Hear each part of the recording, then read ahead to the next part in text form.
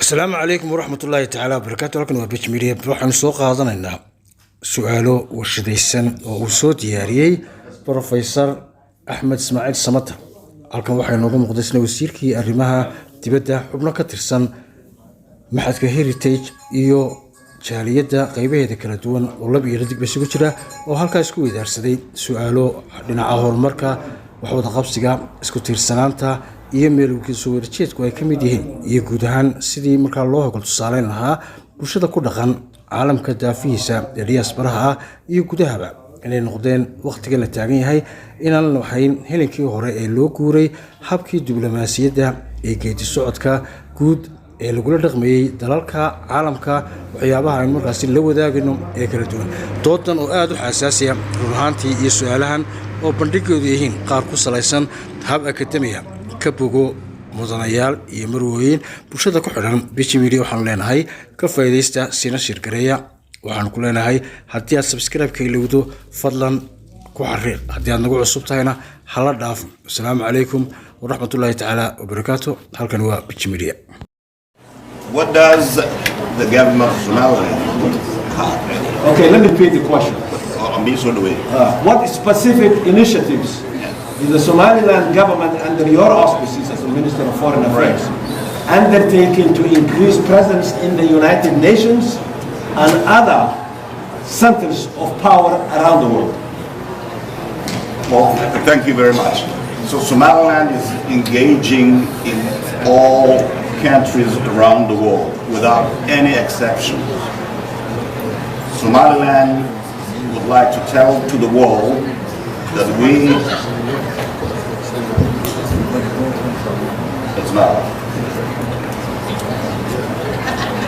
in fact has a lot to offer. Somaliland is welcoming anybody who would like to do that. You probably know that since Somaliland showed its tranquility, its peace, it is a lot of countries around the world showed interest and invested in Somaliland. BP World is one of them, it's invested $440 million. BII, which is another European country, a British company, invests also $320 million in 3 African ports. So what Somaliland is doing is to engage with all the countries. As long as these countries do not have any strings attached to the sovereignty of Somaliland and the existence of Somaliland, Somaliland is ready to engage and acquire more and more friends on a daily basis. Question number 2. How can the Ministry of Foreign Affairs and International Cooperation strengthen engagement with the Somaliland diasporas in the United States and other influential countries? That each and every one of you, wherever you are, become the ambassador of Somaliland. A mission and an office somewhere around the world in Somaliland is not going to do what we want and where we want to go and what we want to achieve. Somaliland, each one of you guys, get them girls, of course, women, lady first. Getting haddii aydan gacanta isqabsan oo aydan command post waa mission kanoo kale mission command post aydan ku xidhin oo aydan ismaamurin oo aydan samaysan communities adag waxaa yaala meelan gaadha ma jiro. I want to engage with each one of the community across the world. Waynu arkaynaa.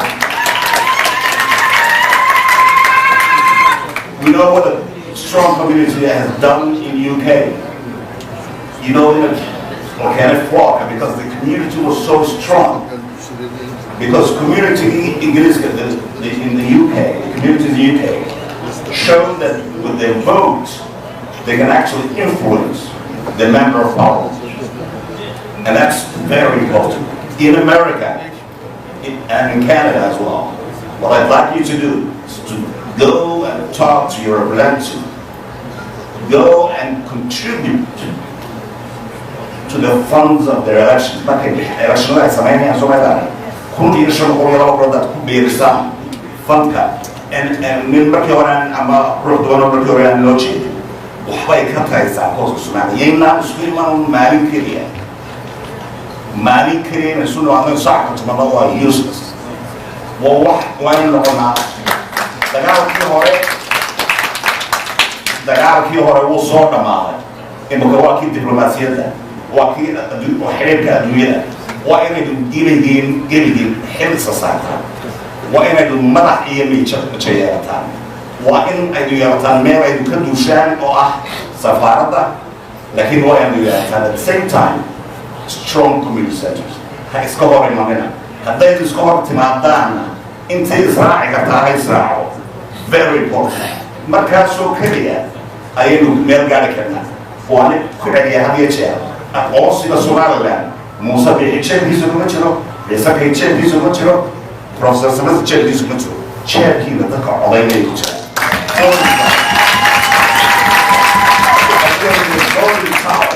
Very powerful. Chile. I'm not going to meel iska fadhiyo marka maalin radio wax ka maqlaan jibooda. Mar walba dalkiina soo jeeda. Do it, and we can succeed.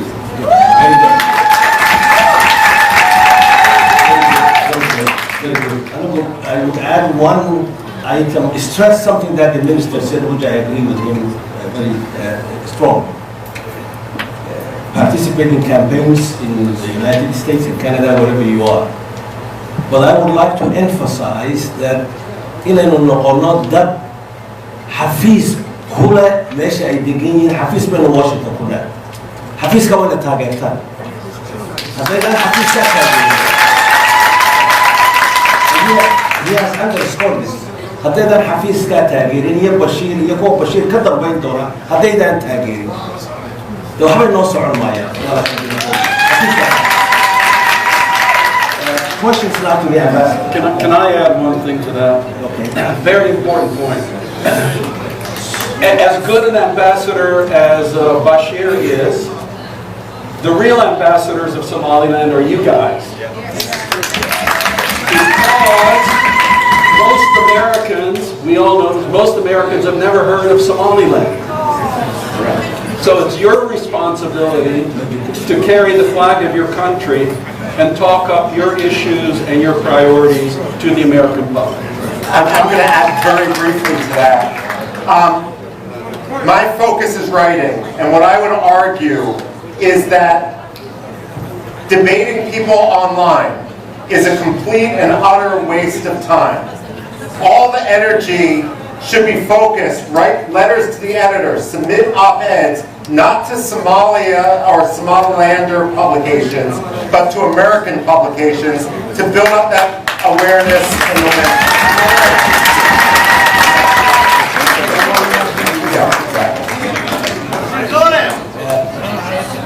One question for, I think I will hold on the ambassador for a minute, but Dr. Ruben, an important question to you from the network. Please. Here's the question. It seems that Somaliland has good relations with the United States conservative organizations and members of the Republican Party. The question is, what can Somaliland do, and it is leaders and mission, to build better relations with the Biden administration and the Democratic Party?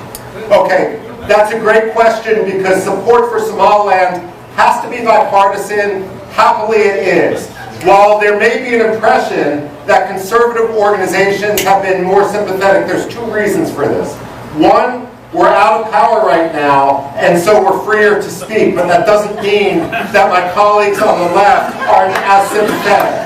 Second of all, when it came to the congressional delegation, it may have skewed much more toward the Republicans but that had nothing to do with Somaliland itself. It had to do with some of the domestic democratic concerns with regard to COVID. But many of the Democratic staffers were just as interested, and I suspect that there's going to be more bipartisan delegations in the months and in the years to come, that I don't see this as a problem right now, because behind the scenes, the appearance of partisanship doesn't reflect the reality, and the fact is that you have a bipartisan groundswell for Somaliland.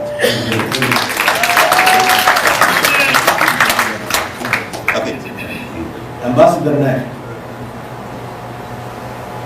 what can you suggest, given your experience, that the Somaliland government can do to lobby and build cordial relations with countries in the African Union? Wow. that is a tough one. You know, I represent the United States of America when I was as a diplomat and when I was Assistant Secretary, not the African Union. The African Union is going to be a tough sell, I'll be honest with you. Because you look at the history of the African Union, and they're not very easy to make dramatic changes. I mean, you look at the history, what happened with South Sudan. You know, everybody was in favor of South Sudan. It was going to be a country that was going to absolutely succeed. And look at the tragedy, what happened. A good case, though, was Eritrea. You know, think what you want about President Isaias and, you know, what we call the North Korea of Africa. But that separation from Ethiopia went very smoothly because you had two leaders, and both of them wanted to be the leader of the big country. So Isaias said, I'm out of here. But the vote was in support of Eritrea leaving, both inside Ethiopia and obviously within Eritrea. So if I was the leadership of Somaliland, I would work first of all more towards other places, because I can promise you, and I heard this myself when I was ambassador, there are a number of African countries that are today prepared to recognize Somaliland if they're the second country to do so. Yeah, but the problem for you guys is getting that first country, which is you know, recognized and has a certain amount of influence. So that's where you work, and it has to be step by step. But I tell you, there's a whole lot of countries in the world that today would extend recognition if they were they would be fighting to be the second country to recognize. Yeah, very good. Everybody wants to be second, but we don't have any first. Very good. I think before we go to the floor, if we have time, I would like to call on the minister also to say a few words. Well, I'd like to answer the same question. First of all, you know that Somaliland has a legal argument and moral argument better than Kosovo, better than other countries. You know, the African Union came for a fact finding in 2005 and find that Somaliland has a legitimate case. Now, let's not kid ourselves. Going to African countries and spending our time with African countries will not cut it. What America has to do is talk on our behalf to the African countries they have influence. And then, obviously, every other country will follow. But America, who cares for democracy, who cares for stability, who cares for that strategic position that Somaliland has to lead this and talk to their country in Africa that influence and ask them to recognize Somaliland. And that's how the first African country will recognize Somaliland, but it has to be started. America has to push for that. Thank you. Somaliland's strategic location makes it an important ally of the United States and deserves to be recognized without a delay. Second, as written yesterday, Chinese envoy to Somalia landed in Mogadishu and handed over the first shipment of arms to Somalia. Isn't it time for the United States and the West to provide defensive weapons to Somaliland to counter Chinese threat and destabilization in the Horn of Africa? Thank you. I'll start and then the other people can. Number one. Let's talk about the arms. When I first got into my job as assistant secretary, I sat down with the people that were an expert on the events in Somalia, and I said, so tell me, how many troops are there in the Somali National Army? And they gave me the number. And then I said, how many troops are there in the various federal member state militias? They gave me the number. I said, how many troops are there in Amazon?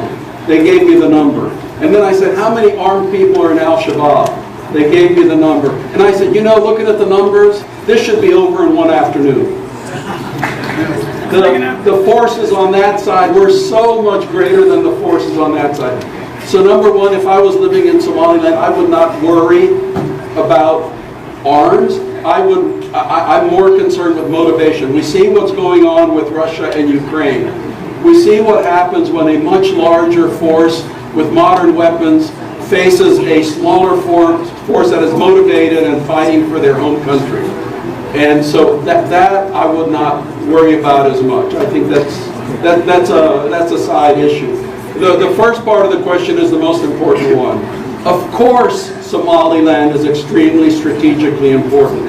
And of course, the United States of America should be looking at alternatives to Djibouti, because you never know how it will go in Djibouti. I mean, following events, we had a problem with some of our military aircraft landing in Djibouti, and the Chinese were shooting lasers into the eyes of the pilots. I don't know how many of you people are pilots, but it's not a good way to land an airplane when someone is shooting a laser in your eyes. So, of course, strategically it's vitally important, and that's one of the big selling points that Somaliland needs to be pursuing. I would just say very briefly, to the first question, yes. And to the second question, and yes, and the United States needs to be proactive rather than reactive in this case for the reasons the ambassador had mentioned. With regard to the second question, yes, Somaliland should have the means to defend itself and should be enabled to have those means. That goes beyond simply hardware, however. There's a lot of other steps that can also be taken. For example, helping subsidize military training courses in other African countries to increase interoperability and to integrate Somaliland further into the African system. One last. People say we want China. The reason they want China because China built stuff, but America they say they don't build it. So if you guys come, are you gonna build our country? Are you gonna do the build and give us stuff? A very important question hidden in that statement. Yeah. And the important question is that the reputation of the People's Republic of China in the continent and outside of the continent is that they are known to build concrete things, whether it's airports or ports or roads or bridges. The United States, so the question implies, doesn't do so. Yeah. So if the United States wants to have influence in Somaliland and build that relationship to a greater level, you will have to help us build the country. That's the question. Here's my response to that. You know, I traveled, I wanted to visit all of the 48 countries I was responsible for. Because of COVID, I only made it to 32. But in place after place, I got the same thing. I said, well, you know, here's this wonderful stadium that the Chinese built for us. What have you done? I said, you know something? That stadium would not have people in it. That stadium would have a huge cemetery next to it with dead bodies in it if the United States of America did not save Africa from HIV/AIDS through PEPFAR, through the $100 billion that we have given to African health systems since the year 2000. So, you know, the United States of America invests in Africans. China builds stuff and they get paid for it. We invest in Africans because we want Africa to be the continent of the 21st century. So that's the answer.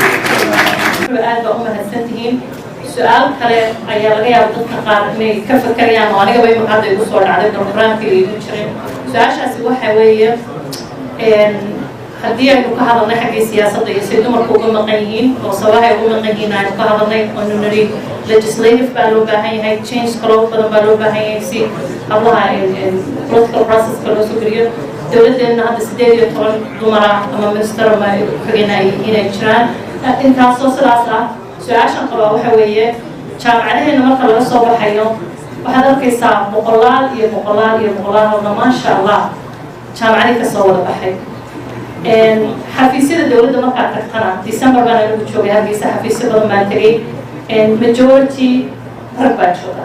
Okay, we all understand unemployment waddankeenu overall inuu very high yahay oo dadka shaqo la'aantuba sideedaba ay u badan tahay. haddana su-aasha aan doonaya wasiir shubli weliba inaan weydiiyo haddii wax yar nooga iftiimin karto waxa weeye marka shaqaalaha la qorayo wasaaradaha iminka maraykan oo kale iyo adduunka hore u maray always well certain number of women certain number of minority in a diverse workforce la helo programo dhan baa jira dowladuhu ay leeyihiin si loo inshuur gareeyo in shaqaalaha iyo madaxda iyo every level ee wasaaradda ay dumar ku jiraan iyo managerka su-aasha aan doonaya wasiir shubli inaan weydiiyo dowladdeenu ma leedahay ama ma ka farkaraysaa programno noocaas oo in dumarka fursado badan la siiyo wasaaradaha gudaheedu si يعني ولا كسر لوسيو ما هاي اللي يراهون سواء بلا جريء الباب كويدون فرين ده لو يمادن الله ينقوا كتير أنا امتحان قوي قاتين that is not enough وإنسي ولا كسر دمرك وشقية دولة ده اللي بديو برنامج عن كاس مشرا وسيشوفي أمام لقى فكرية ما مقولة هاي نفكر في عن هالو بعين بسم الله الرحمن الرحيم أدمتنتيدو and رنا هنتي specific la oranayo sida halkan oo kale dumarku waa inay intaa yeeshaan minority waa inay intaa yeeshaan kaas waynu kaanaba laakiin waxa weeyaan in la siiyo opportunity hawlaha waqti kastaba dowladda way ka go-anta waqti kastaba way ka go-anta waqti kastaba waxa la eegayaa marka aad eegto wasaarad walba inaad department walba intaa إلى الدبارمنة ده حلاقي أبا إني وسارة ده سولها ده ليش أو تضرب دبارمنة إني at least مركب وير تهاي لبا أي دبارمنة ده سيهرلو هرجرين يعني أما أي يوم ما ضحك لي مقران ودولته كده داش يجا يوم ما كان يبتدأ كان فضا يوم بدأ ككلام جت رد بداية هاي أنت والإيجا إلى الدولة دي سيد بشران يسترجع ولي بقى sanadahan dambe way sii kordhaysay halka jaamacadahan idin iftiiminaya waa run hablo badan baa ka soo baxa waa sanadkan 21kii markii study la sameeyay Somaliland Hargeysa University lagu sameeyay waa markii ugu horeysay ee habluhu inamada dhaafeen when it comes Hargeysa University oo ay noqdeen habluhuna 51% inamadina 49% noqdeen halkaa waxaad ka arkaysaa opportunity-ga hablaha la siiyey waalidkii baa siiyey waxa siiyey iskuuladii baa siiyey oo dowladdii baa siisay jaamacadihii baa siiyey marka dadaalka dumarku inay hore u soo maraan hore u soo kacaan dadaal yar maaha waxa kaliya oo aanu ahimka halkaa markaan marayno dib uma aanu is eegno waxa noo harsan oo aad arkaysaan waxa weeye tallaabada ku sii xigtay oo ah hablaha soo dhani inay workforce galaan waanay ku jiraan runtii iyagoo kaliya maaha hablaha soo kaliya maaha de waddanka markay workforce ka hadlayo dee dumarka Somaliland number 1 ka yihiin number 1 in taxpayers bay yihiin taxpayers ka ugu horeeya waa iyaga suuqay fadhiyaan taxpayers ka weeye ganacsiga way ku jiraan taxpayers weeye waxaana yihiin xafiisyadiina waa ku aynoo jooga marka meel xun ma joogno aanu imaka nidhaana amaanu cabanno ma joogno meesha kaliya aanu doonayna inaanu taarget garanaa ma gaadhnaan waxa weeyaan labada house inaanu gallo oo aanu represent garayno majority of the people oo ah Somaliland people oo ah dumar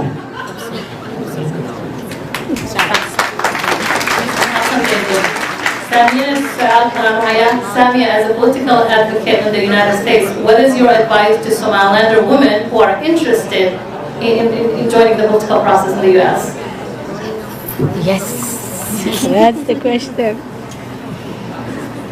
horta haddaynu maraykan joogno iyada lafteedu dhibaatadaasi kama maqna oo woman representation weli lama gaadhin waad aragteen markay Clinton ay cararaysay Hillary Clinton iyo dhibaatadii ka soo gaadhay they were not able to break that glass ceiling to have a president for the United States of America laakiin waxaa jira gobollo sida Nevada oo kale oo 60% housekeedu uu haysto dumar representative-kooda ay yihiin 60% haddaad eegto Rwanda right waxa weeyaan more than 60% ma garanaysaa marka half of their marka inaku imika runtii haddii aan ku noqdo wasiir shukri waxaa jira 18 mid ayaa dumara ayaa dictator loo magacaabay marka politics have to be reflective politics siyaasaddu waa muraayad la iska dhex arko haddii 18 dumara ay matelayaan oo dictator loo magacaabay populationka hooyooyinka iyo hablaha iskuullada ku jira half of the sky half 50% ayay matelayaan 18 marka waxaan odhan lahaa qalinka ha lagu duugo in ka badan haddii powerkaasi uu hayo legislative branchku hadduu hayo powerka haddii dhibaatadana ay dhibaato jirta ah wasiiradu markay wax magacaabayaan madaxweynuhu markuu magacaabayo taas lafteedu waxbay noo tari kartaa laakiin inta taa la gaadhay haddaan maraykan kusoo noqdo ta maraykan haddaynu doonayno inay hablahan horta hablaha aad baa lagu baahanaya siyaasadda galaan caqabadaadka ka jirta Somaliland halkaa kama jirto waxa weeyaan halkan waxaa jirta organizationo ay dumarku la xidhiidhi karayaan waxaa ka mid ah Run Vote Lead waa organization Emily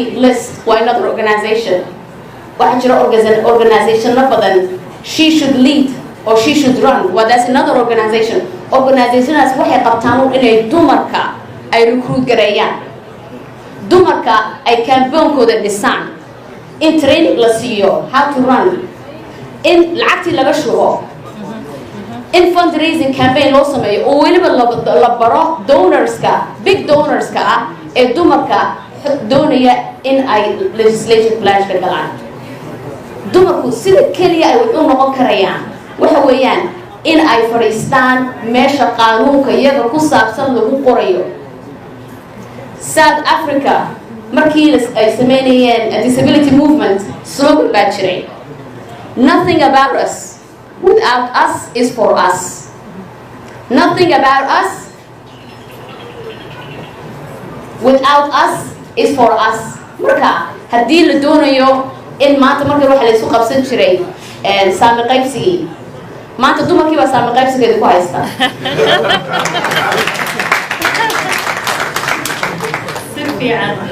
dadka qaar baa su-aalay soo gudbiyey I think intooda su-aalaha inta badan waan su-aalay su-aasha ugu dambeeyaan doonaya Mr. Shukri iyo Saamiyaba inaan weydiiyo kabacdina 3 su-aalood baynu ka qaadanayna dadkeena dhegeysanaya waliba anagoo mayka hablaha u badanaya si 3 inagu filnaa weydaan waan kasii badan doonaa su-aashida ugu dambeysa Mr. Shukri waxa weeye haddii aan ku weydiiyo challenge-ka ugu adag ee shaqadaada ku saabsan ee wajahdo wax kaliya aan ku dhahdo ii sheeg Mr. Shukri maxaad oran lahayd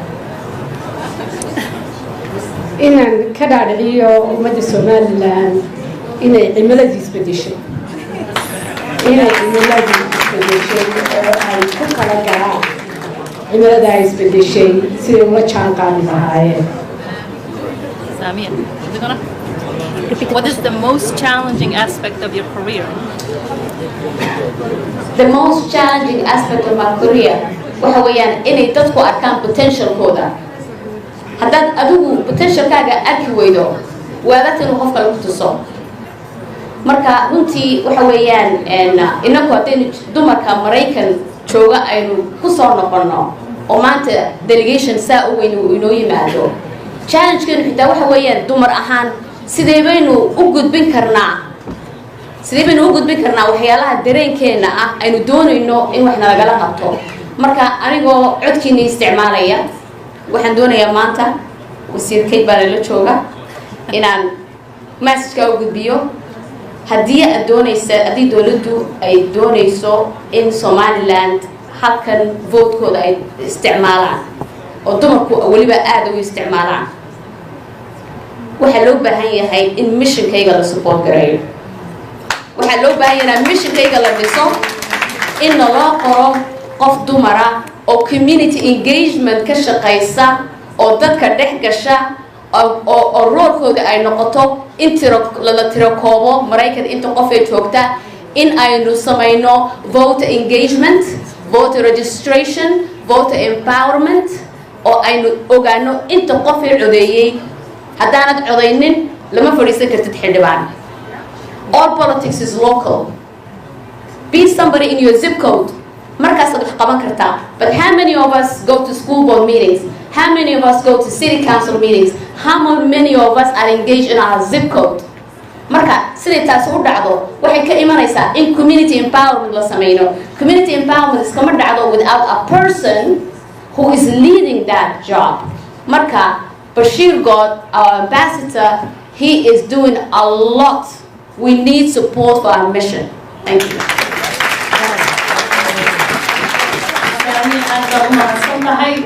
سامي هالكيدي وحكوا دوينا نصير راعيون إذا حسوسية كلمة وسيرك خارجين إنه ويجي قفل ورئيس سومال لانبا ambassador بعد هاي وضع هذا المتشا ambassador على الأرض مثلا شغلت شوكتو مثلا سكول كشوكتو مثلا عرفت على سكول كذا activities كخير جليسو you represent Somaliland مثل كلامه حويه Somaliland Americans برناي this is our home as well in قارب بدون هالكن شو قارب بدون بعثنا كل شيء نرشوا إذا أنت بدون هالكن كنا you have to be involved to make a difference for your country and begin high you so you are an ambassador each and every one of us in this room ambassador of Somaliland please keep that in mind so I think